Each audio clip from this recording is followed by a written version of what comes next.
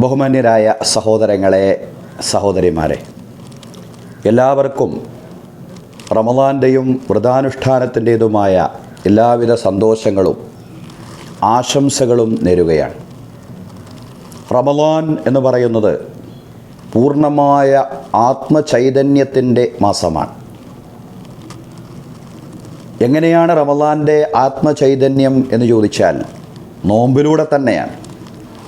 വിശുദ്ധ ഖുർആനിലെ 2-ാം അധ്യായത്തിൽ അള്ളാഹു പറയാം, യാ അയ്യുഹല്ലദീന ആമനു കുതിബ അലൈക്കുമുസ് സിയാമു കമാ കുതിബ അലല്ലദീന മിൻ ഖബ്ലിക്കും ലഅല്ലക്കും തത്തഖൂൻ. സത്യവിശ്വാസികളെ, നിങ്ങളുടെ മുൻഗാമികൾക്ക് നോമ്പ് നിയമമാക്കപ്പെട്ടതുപോലെ നിങ്ങൾക്കും നിയമമാക്കിയിരിക്കുന്നു.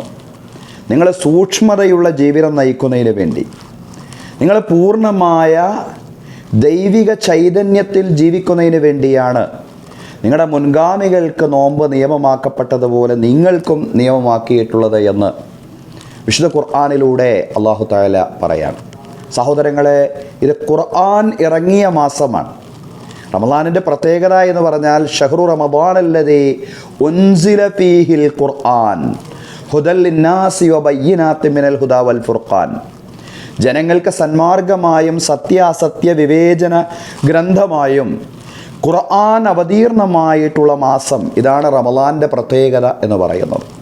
ഖുർആൻ അവതീർണമായ മാസം എന്ന നിലയ്ക്ക് ഖുർആനിനോട് കൂടുതൽ അടുക്കുവാൻ, ഖുർആൻ കൂടുതലായി പാരായണം ചെയ്യുവാൻ, കേവലമായ പാരായണം എന്നതിലുപരിയായി അതിൻ്റെ ആശയം മനസ്സിലാക്കിക്കൊണ്ട് അതിനെ ഉൾക്കൊള്ളുവാൻ നമുക്ക് സാധ്യമാവേണ്ടതുണ്ട്.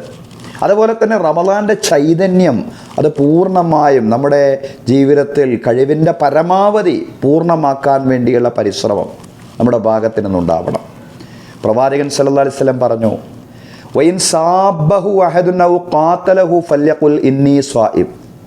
ഒരാൾ ഇങ്ങോട്ട് നിങ്ങളെ ചീത്ത വിളിക്കാൻ വന്നാൽ പോലും, ഇങ്ങോട്ട് നിങ്ങൾ ആക്രമിക്കാൻ വന്നാൽ പോലും ഞാൻ നോമ്പുകാരനാണെന്ന് പറഞ്ഞ് ആത്മസംയമനം കൈകൊള്ളണമെന്നാണ്. ആത്മസംയമനത്തിൻ്റെയും ക്ഷമയുടെയും മാസമാണ് റമളാൻ. ആ അർത്ഥത്തിൽ റമളാനെ പൂർണ്ണമായും ചൈതന്യവത്താക്കി തീർക്കുക അള്ളാഹു നമ്മിൽ നിന്ന് സ്വീകരിക്കുമാറാവട്ടെ. വാഖിറു ദഅ്വാനാ അൽഹംദുലില്ലാഹി റബ്ബിൽ ആലമീൻ. അസ്സലാമു അലൈക്കും വറഹ്മത്തുള്ളാഹി വബറകാതുഹു.